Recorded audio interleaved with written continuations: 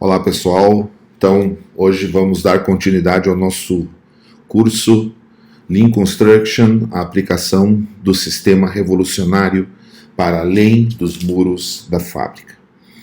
Hoje vamos, na aula 6, falar de um tema muito especial, falar sobre qualidade, sobre Total Quality Management, TQM, a forma como a Toyota gerencia a qualidade, gerencia os seus processos de qualidade. Como você sabe, meu nome é Alexandre Soares, eu sou engenheiro civil, sou mestre em engenharia pela URGS,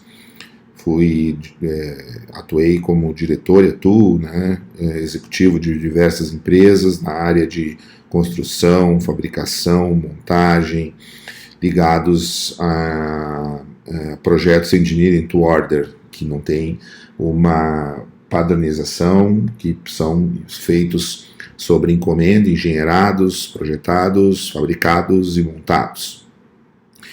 Já aplico Lean há mais de 25 anos, enfim, quero essa experiência transmitir para vocês, estou tentando transmitir aí durante esse nosso curso. A gente vem percorrendo essa nossa trajetória, a gente falou na aula 1 sobre o sistema, a situação atual da construção civil, depois a gente falou sobre a evolução dos sistemas construtivos, depois a gente falou das 7 perdas, da 8ª perda do sistema Toyota de produção, nós falamos de uma metodologia, uma filosofia muito importante para o Lean, para a construção enxuta, chamado 5S, o 4S mais S. Falamos também de Kanban, Kaizen, gestão visual, Andon, como essas coisas se conectam no sistema Toyota de produção, na visão dos sistemas Lean. E hoje, então, nós vamos falar sobre a gestão pela qualidade total.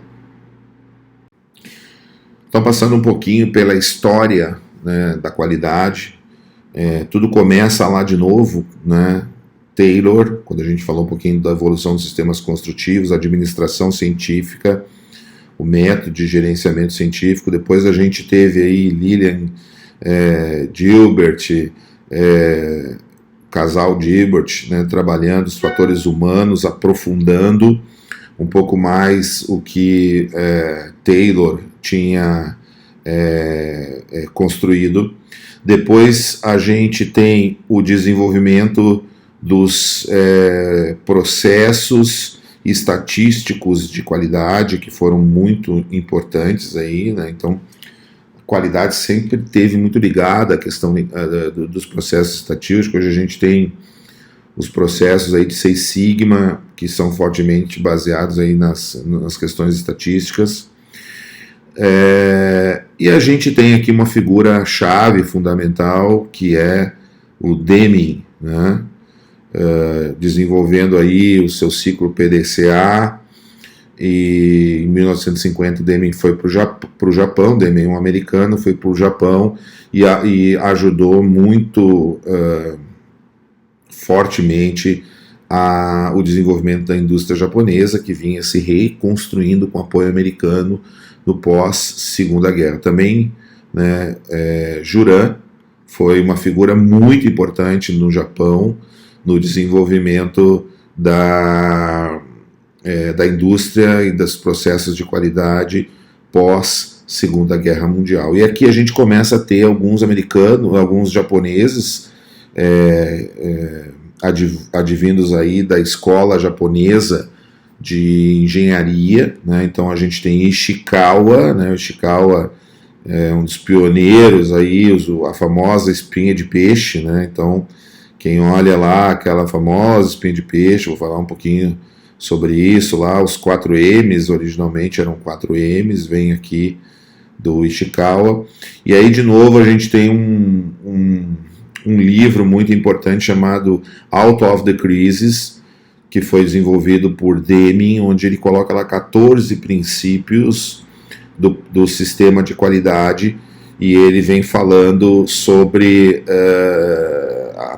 o processo dele, a pregação dele, que a qualidade, ela não é um processo a mais, mas a qualidade é um processo fundamental para que as empresas saiam da crise, né? E aí ele coloca lá 14 princípios do gerenciamento da qualidade. Então a gente tem também aqui Shingo, né? Fundamental aí com o SMED, Pokayoke e o desenvolvimento do TPS, ONU, de novo, né, sem dúvida, os dois pais, podemos dizer assim, dois pais fundadores do sistema Toyota de produção. A gente tem então as normativas aqui, a ISO, né, as primeiras versões da ISO 9000, que trouxeram sim uma contribuição, né, ao sistema da qualidade. A gente tem então o surgimento do TQS e do Seis Sigma, né? Seis Sigma vem lá da Motorola e seus processos estão muito fortemente baseados em controles estatísticos, em reduzir a variabilidade, né, no gerenciamento da qualidade. Depois a gente tem de novo as renovações aí das ISOs, né? Teve a ISO versão 94, que ainda eram aqueles 20 requisitos que precisam ser atendidos. Depois a gente teve a ISO 2015, e por aí a gente tem uma visão geral, assim, para que vocês tenham da evolução da qualidade. Então, falando um pouquinho dos principais gurus da qualidade, então a gente tem um deles, né, o professor William Eduardo Deming. Ele era um americano estatístico, professor universitário, palestrante, escritor, autor, né? Ele trabalhou muito baseado no início nos Estados Unidos, melhorando os processos produtivos durante a guerra, durante o desenvolvimento das indústrias americanas para atendimento à guerra, né? A gente sabe que os Estados Unidos entrou na guerra mais tarde, né, muito depois da Inglaterra e da França contra a Alemanha e Itália, e aí com o ataque a Pearl Harbor, os americanos entraram na Segunda Guerra Mundial, mas antes disso, os americanos trabalharam fornecendo armamentos para os aliados, né, para a Inglaterra e França, basicamente, na Europa, e isso fez com que a indústria americana trabalhasse na construção de armas, e depois sim que os americanos entraram na guerra, a indústria foi transformada, voltada, direcionada para a construção de artefatos de guerra, aviões, bombardeiros, nasceu o Jeep, armas, enfim, a GM, a Ford, a General Electric transformaram suas fábricas para o esforço de guerra americano. Ele foi, então, depois, em 1950, a gente sabe que os americanos, então, passaram a apoiar a reconstrução do Japão, né, objetivando que o Japão não virasse também comunista, e a gente vivia, né, socialista, a gente vivia um momento de Guerra Fria. Então os americanos que criaram um plano Marshall para ajudar a Europa, etc., também suportaram diversos países como o Japão. E aí alguns especialistas, gurus, foram para o Japão para dar suporte à reconstrução da indústria. Então o Deming trabalhou aí, né, com a JUSE, né, a União dos Cientistas Japoneses e Engenheiros. Ele difundiu largamente o PDCA, que vejo que sim, base do sistema Toyota de produção, base do pensamento científico, é o PDCA. O PDCA, assim como o 5S, o 4S mais S, é filosofia fundamental no processo de desenvolvimento do Lean.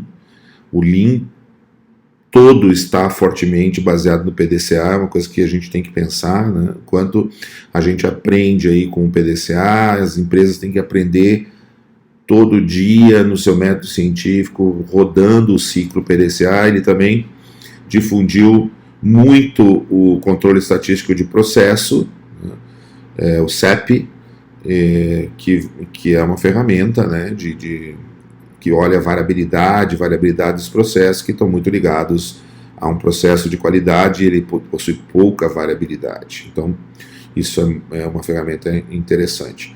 Depois ele desenvolveu os 14 pontos para a gestão, no livro aí, Out of the Crisis, que eu já falei, e ele focou na utilização das 7 ferramentas da qualidade, que são muito importantes aí para o processo de gestão da qualidade. E depois ele voltou para os Estados Unidos, trabalhou na Ford Motors Company. Outro guru muito importante da qualidade foi Juran. Juran é um romeno que foi morar nos Estados Unidos, diplomou-se em engenharia elétrica e aí trabalhou numa empresa americana difundindo o CEP, o Controle Estatístico de Processo, depois foi chefe da engenharia industrial, foi consultor de algumas grandes empresas. Ele foi um cara que fortaleceu muito a sistemática do Pareto, né, aquela história do 20-80, então 20% do que é mais importante se concentram em poucas coisas, é onde tu deve focar para ter resultados. Isso é uma lógica muito importante aí para quem implanta Lean, porque não dá para fazer tudo e tu tem que focar naquilo que vai dar mais resultado e constantemente rodando o PDCA, focando naquilo que vai dar mais resultado, nos 20%. Publicou um livro muito importante chamado Quality Control Handbook, que é um livro que traz todos os princípios que ele pensava sobre, né, o controle e gerenciamento da qualidade. Então o Juran, ele acabou desenvolvendo aí o Juran Management System, resultado de mais de 50 anos de estudo, né, iniciado na Toyota em 1950, e é considerado aí o primeiro sistema para incluir a qualidade como uma estratégia empresarial. Então ele fala lá em alguns princípios. Primeiro, você tem que planejar a qualidade, definir objetivos, identificar os clientes, suas necessidades, estabelecer características de produtos e processos.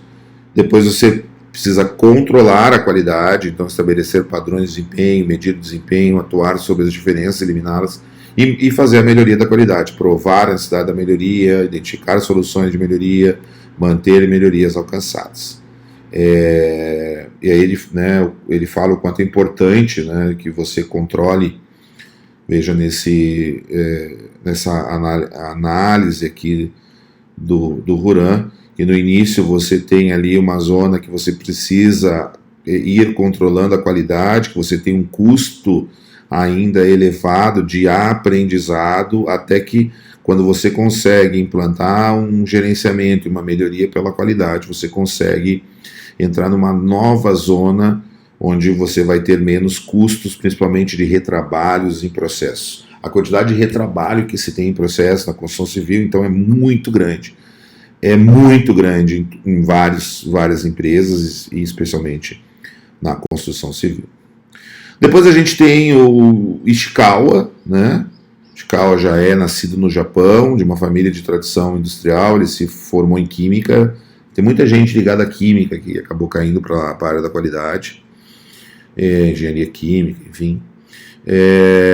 Fez doutorado e ele contribuiu aí por muitas empresas japonesas, então ele já trouxe mais esse lado mais humano da qualidade, criou aí a ideia dos círculos da qualidade e a famosa espinha de peixe, né, que é onde a gente tem lá que os problemas normalmente eles estão, né, ligados a materiais, mão de obra, método e máquinas, né? Também o pessoal fala em medida e meio ambiente hoje, mas o original está aqui com 4 M's: materiais, mão de obra, método e máquina.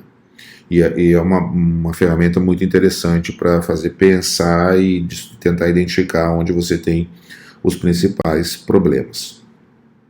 Depois a gente teve aí Philip Crosby, ele já é um americano, empresário, escritor, e trabalhou nos conceitos zero defeito, conceito hoje muito importante, nos conceitos de gestão da qualidade total, e fazer certo a primeira vez. Então, já caminhando numa linha de que a responsabilidade da qualidade não é de uma área lá externa, mas de quem faz. Quem faz tem que fazer com zero defeito, quem faz tem que fazer certo a primeira vez.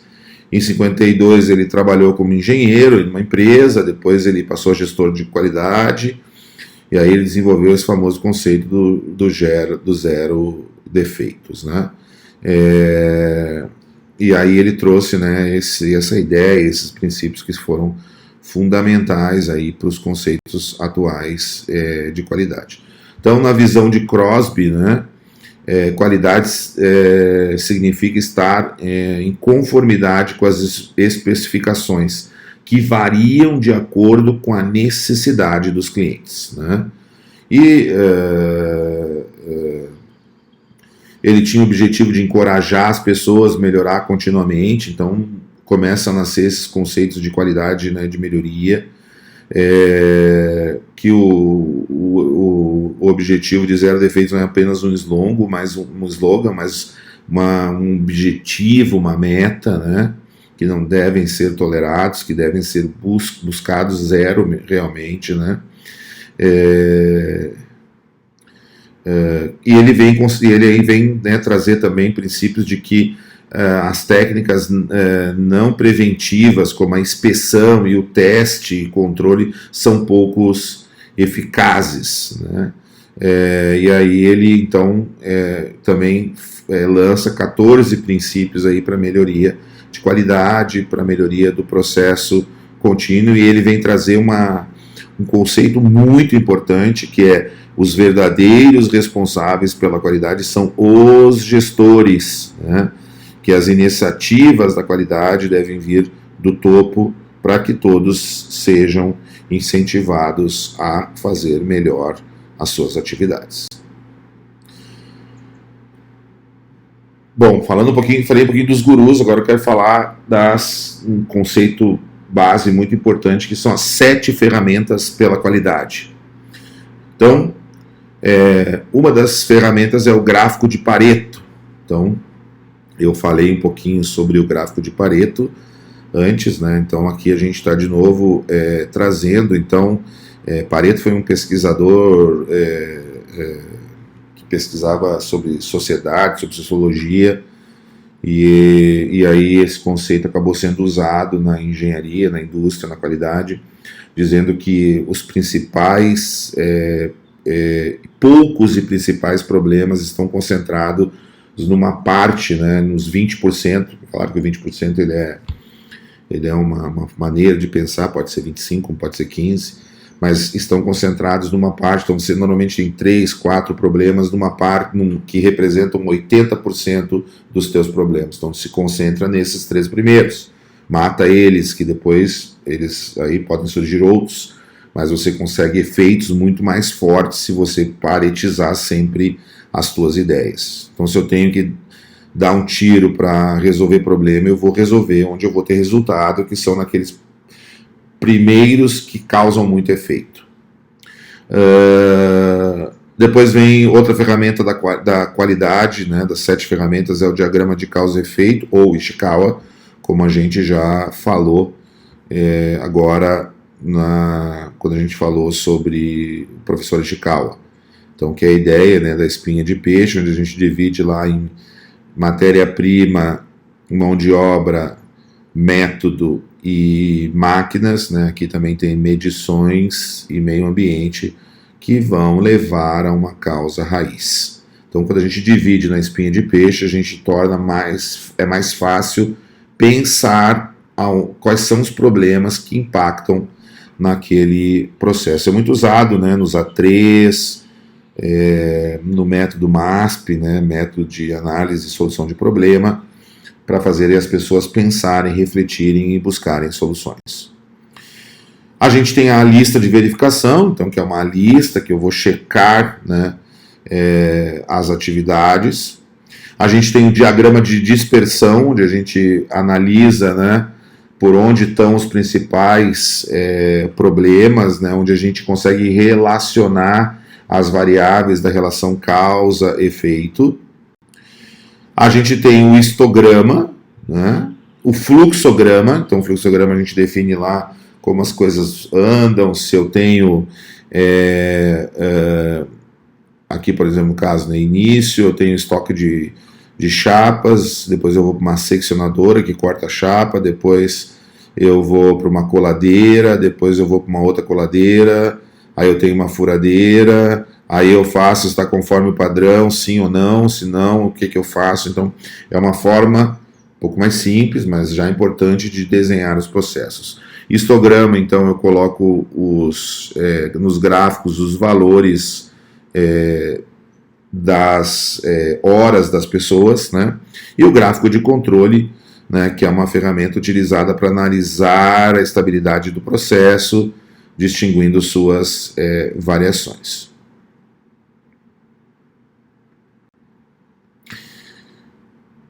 O trabalho, está falando lá da guerra, né, da Segunda Guerra Mundial, um conceito importantíssimo aí, que está muito ligado às melhorias de qualidade, chamado TWI, Training Within Industry, que depois acabou gerando, sendo base, fundamento para os trabalhos padronizados. Veio, né, essa ferramenta foi criada lá no início do século passado, e depois os americanos usaram para treinar as mulheres para a Segunda Guerra Mundial, né? Essa aqui é a famosa rebitadeira, que serviu de símbolo para que as mulheres viessem para a fábrica ali com seu lenço, né? We can do it, né? Nós podemos fazer isso, nós podemos trabalhar nas fábricas, porque lá nos anos de 40, quando a indústria americana precisava produzir artefatos de guerra, as mulheres não trabalhavam na fábrica, e aí os americanos aumentaram fortemente a dinâmica, a necessidade de produção de artefatos de guerra, e fábricas que faziam geladeira passaram a fazer aviões de guerra, por exemplo. E com muitas mulheres na linha de produção, porque não tinha mão de obra para produzir, porque muitos homens estavam na guerra e não tinha tanta demanda assim, então eles precisaram dar um jeito e colocar as mulheres a produzir uma coisa que nunca era produzida, que é, por exemplo, um avião de guerra. Ainda, né, colocando pessoas, efeito de guerra. Então a ideia também patriótica de, eu vou construir um avião que precisa ter uma qualidade para defender, para que os nossos soldados possam lutar contra o nazismo. Então tudo isso, o que os americanos usaram o famoso TWI, o Training Within Industry, que eram cartões, né, de como é que as pessoas eram instruídas e treinadas para fazer cada atividade, como deveriam ser instruídos, qual eram os métodos e também a relação do trabalho. Esses cartões, depois apareceu o Job Safety, né, a parte de segurança. Esse modelo de trabalho acabou sendo a base do trabalho padronizado. Por exemplo, Ford foi chamado para produzir aviões bombardeiros, o B-24, e aí ele viu como é que eram produzidos de maneira artesanal, e o Ford disse, não, eu não vou produzir desse jeito, eu vou fazer uma linha Ford, uma linha de montagem. E aí Ford, né, visitou a fábrica com o filho dele e construiu essa linha, né, essa fábrica chamada Willow Run, que ainda tem alguns, quem tem curiosidade, pode pesquisar aí, tem perto de Detroit, ainda existe uma parte dessa fábrica lá que pode ser até visitada. E aí ele projetou, né, a linha de montagem para fazer essa fábrica, né, tinha a planta de componentes e a linha de montagem, então tinha os abastecimentos e a linha em fluxo, usou muitas mulheres para fazer essa produção. E, claro, tinha uma diferença, né, porque o B-24 tinha 450 mil peças, enquanto o Ford T tinha 25 mil, então teve que adaptar, disseram para ele que não ia dar certo, mas eles construíram a planta e produziram a linha de montagem com excelentes resultados, né, e o B-24 foi o maior avião, a maior quantidade de aviões produzidos por bombardeiros foi o do B-24, utilizando os conceitos do trabalho padronizado, da linha de produção e da linha de montagem com excelente qualidade. Então, o trabalho padronizado, que é um exemplo já na construção civil, ele tem um efeito muito importante aí no processo de qualidade. Esse é um exemplo que a gente fez aí num projeto para execução de armações de tubulões. Então, isso que é baseado no TWI, tá? A gente coloca aqui as fotos, aqui são todas as etapas principais de processo. A gente coloca as fotos das etapas, mostrando claramente o que tem que ser feito, quais são os colaboradores envolvidos, que tipos de ferramentas utilizadas, qual é o tempo para a execução da atividade, uma descrição da atividade, se a gente tem pontos chaves, né, que devem ser cuidados, e aqui entram os aspectos de autoinspeção de controle, aí já puxa aquele princípio de Crosby lá, de que quem faz tem que fazer bem feito, que os líderes para qualidade têm que fazer qualidade e fazer a sua autoinspeção, e quais são os pontos chaves, por que isso é feito. Então, esse processo tem um efeito muito grande no como as pessoas fazem, como controlam, né? E se tem um controle externo, isso também deve ser feito, e como executam, como controlam a sua qualidade. Aqui, né, o lançamento, a gente normalmente fazia um grande banner e apresentava passo a passo para as pessoas de como fazer. Isso do como fazer tem que ser estudado, discutido inclusive com quem faz, para que não fique uma coisa teórica e realmente tenha efeito. Lembrando, né, voltando ao Toyota Way, já falei sobre o Toyota Way 2001, né, aquele documento muito importante sobre como é que a Toyota pensava, né, então é importante ter o respeito às pessoas e o contínuo à melhoria, e na melhoria contínua a gente tem desafio, Kaizen e o Gemba, e no respeito às pessoas, né, a gente tem respeito, trabalho em equipe, a pessoa tem que ser respeitada como ser humano. Isso aí tem a ver com aquela oitava perda, né? À medida que eu não respeito as pessoas, à medida que eu não desafio as pessoas, eu perco esse conhecimento que é fundamental para a melhoria dos processos. Aqui um exemplo, né, que eu puxei essa lâmina lá do nosso grande amigo Ginato, da consultoria Lean Way, né, Ginato que morou no Japão e tem um ótimo conhecimento sobre Lean. Como a Toyota desenvolve lá os seus conceitos básicos, né, da qualidade total. Então, a Toyota tem como base o Just in Time, né, então ali os princípios que eu falei, o Kanban, etc. E o Jidoka, né, que é fazer a qualidade acontecer, fazer certo a primeira vez. E aí vem o QDZ, que é o controle da qualidade pelo zero defeito. E aí vem, né, os princípios do Pokayoke, inspeção na fonte e ação imediata. Então, por exemplo, eu falei lá do Andon na aula passada, então, com a hora que eu puxo o cordão, eu não deixo o problema ir para frente. Quem puxa o cordão? O próprio colaborador. Ele tem que puxar e pedir ajuda quando ele não conseguir resolver. O Pokayoke é aquele dispositivo que não permite que eu faça de maneira errada. E a inspeção na fonte. Quanto mais eu conseguir inspecionar na origem da atividade, não deixar isso passar, e aí vem o conceito da autoinspeção como muito importante, porque a gente tem que ter inspetores, sim, tem que ter. Inspeção agrega valor? Não agrega. Mas eu preciso, alguns processos chaves, ter um inspetor, alguém especialista que vai olhar para que realmente está tudo ok. A Toyota tem inspetor, né? Mas na hora que eu consigo capacitar o colaborador a fazer a inspeção, eu vou lá na fonte.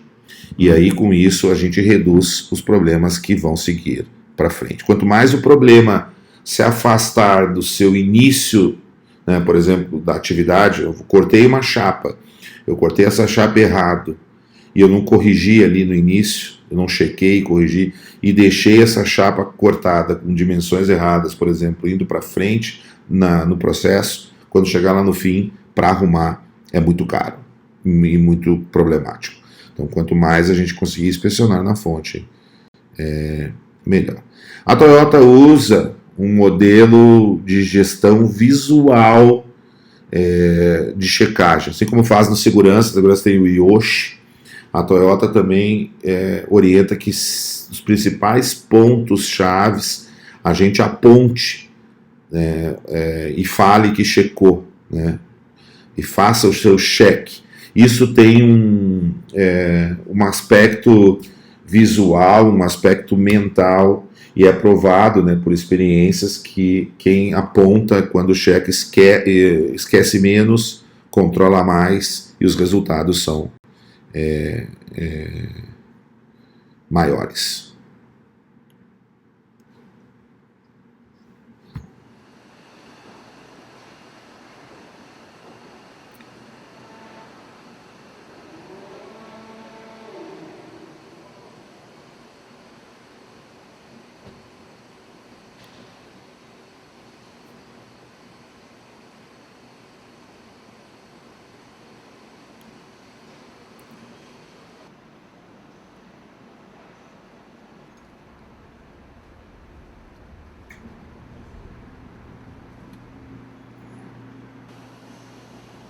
Ó, o cara apontando. Ó, apontou. Checou, apontou.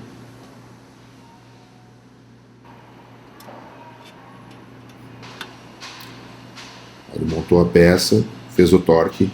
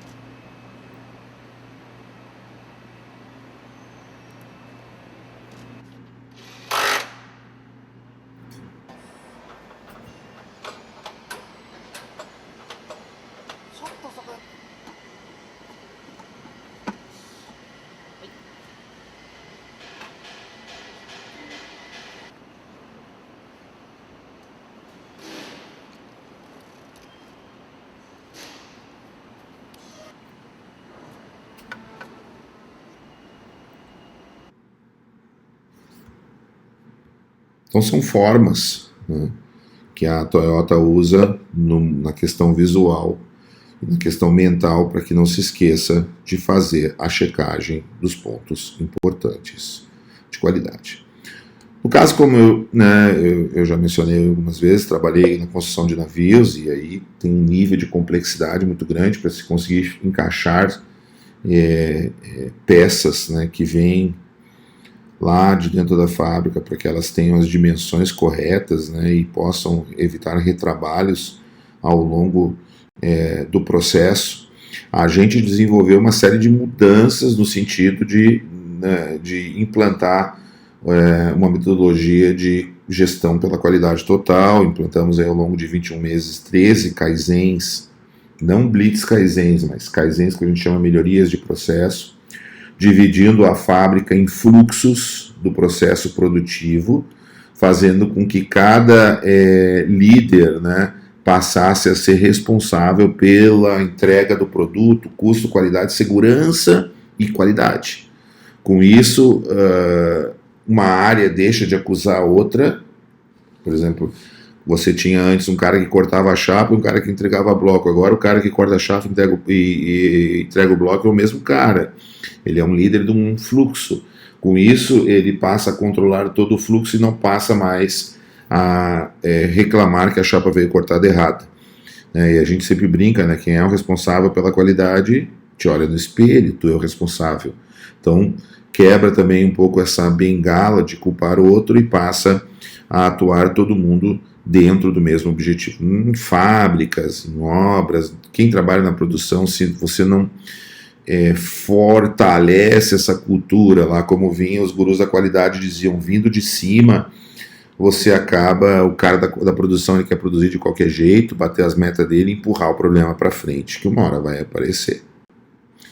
Então a gente fez, né, diversos processos para inspecionar tudo que acontecia lá na fonte, evitando no corte de chapa aqui que esse processo andasse, criando gabaritos para controle. Aí a gente usou também ferramentas de Seis Sigmas e redução de estatística, como aqui tu tem uma alta dispersão e depois tu começa a ter uma redução da dispersão, mostrando que o processo começou a ficar estável e controlável, né?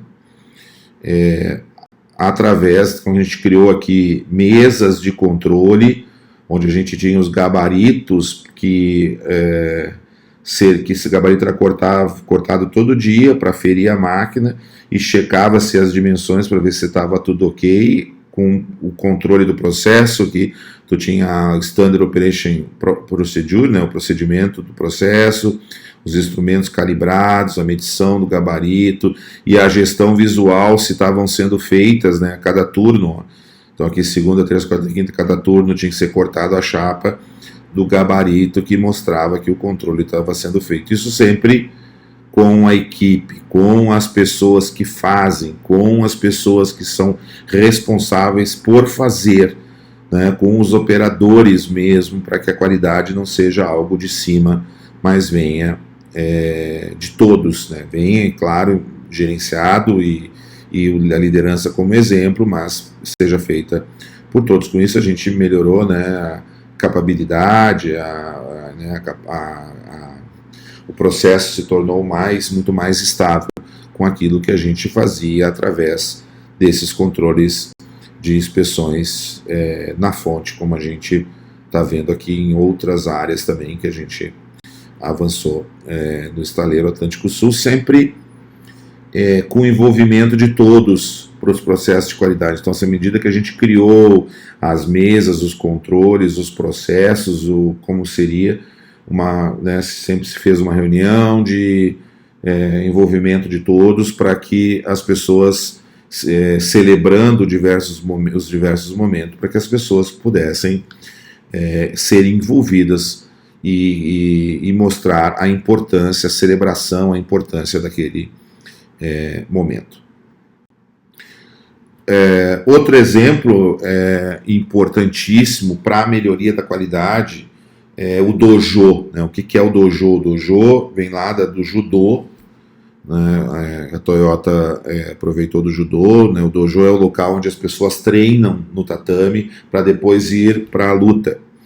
E o dojo é um local, né, na Toyota onde as pessoas vão exercitar as suas atividades antes de ir trabalhar na linha de fabricação ou na obra. No caso aqui, nós no Estaleiro criamos um dojo, um local onde as pessoas treinavam antes, né, de ir para a produção e já treinavam com os controles de qualidade necessários, com a autoinspeção, com o Zandon, enfim, com todas as ferramentas do sistema de gestão para quando entrassem na linha, entrassem jogando, entrassem em condições de jogar. Outra ferramenta muito interessante, né, um modelo de trabalho, né, eu falei lá pelos gurus, onde os gurus falaram sobre isso, disseminaram, né, essa prática, os círculos de controle da qualidade, onde a gente envolve as pessoas, grupo com metodologia, para que as pessoas que fazem possam traçar melhorias nos problemas da produção. Aqui é um trabalho desenvolvido para melhoria dos reparos de emenda de topo de chapas de uma empresa de estrutura metálica.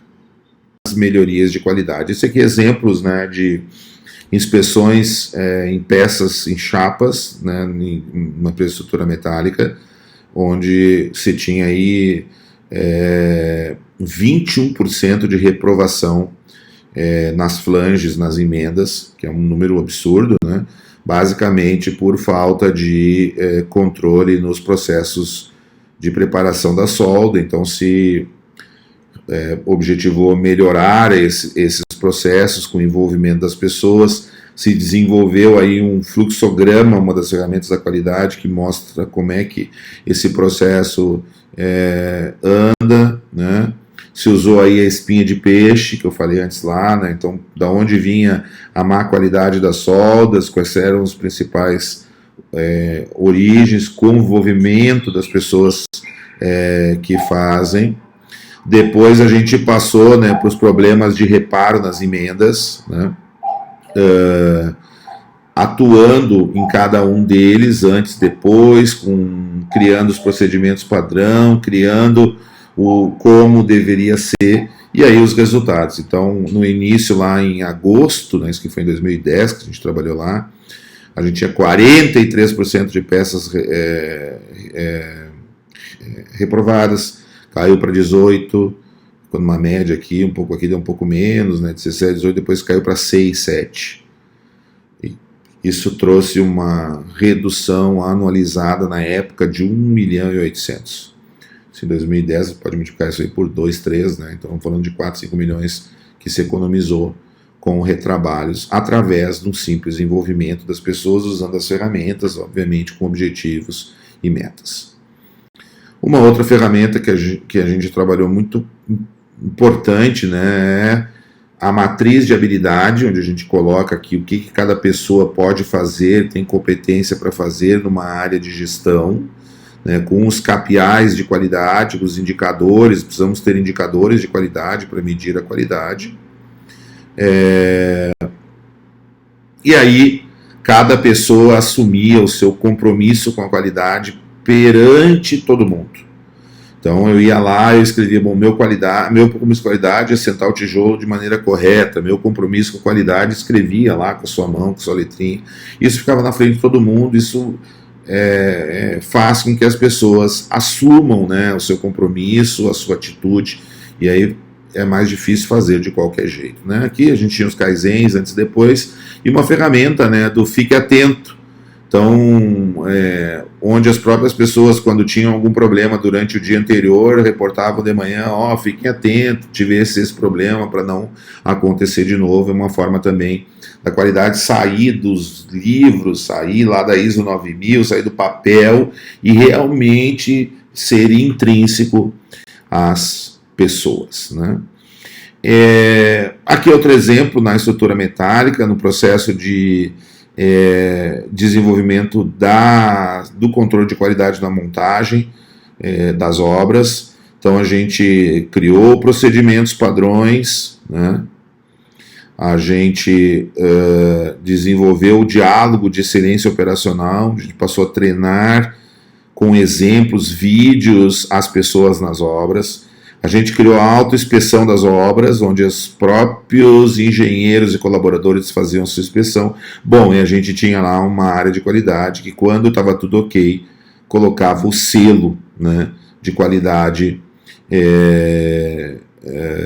dizendo que, bom, na nossa qualidade está ok. Eu sempre falo, né, quando a gente vai comprar um carro na concessionária, a concessionária nos entrega o carro, antigamente se colava esses adesivos aqui no vidro, hoje não se cola mais, mas a concessionária diz assim, tá tudo ok, pode levar o teu carro, aí tu anda, claro, se tu tiver algum problema tu vai voltar lá e reclamar. Mas na construção civil a gente meio que empurra, né? A gente chega pro cliente e diz, olha, faz o teu checklist para ver se tá ok. Cara, isso é uma coisa absurda. Imagina se o cara da concessionária que você comprou o carro diz assim, dá uma olhada no teu carro e faz o teu checklist para ver se está ok antes de receber o carro. Não pode ser assim. Então, o controle de qualidade tem que ser nosso, de quem faz, de quem entrega para o cliente. Eu chequei, para mim está ok. Claro que o cliente tem o direito e pode, né, fazer o seu controle de qualidade. Mas nós temos que ter os nossos procedimentos e os nossos padrões. Então, a gente desenvolveu, né, de maneira bem visual o processo, com checklist, com fotos, né, certo e errado, dos principais itens de controle, para que as pessoas pudessem fazer a sua autoinspeção de maneira correta. Então, de quem é a responsabilidade pela qualidade? Primeiro é minha na liderança, primeiro é de quem faz, né? Claro que os técnicos de qualidade são importantes e certos pontos a gente tem que fazer a inspeção, sim, por um técnico aprovado, mas quem tem que fazer qualidade somos nós que produzimos, somos os responsáveis pela qualidade. Tá bom, gente? Espero que vocês tenham gostado, né? E nos vemos aí na próxima aula. Um abraço.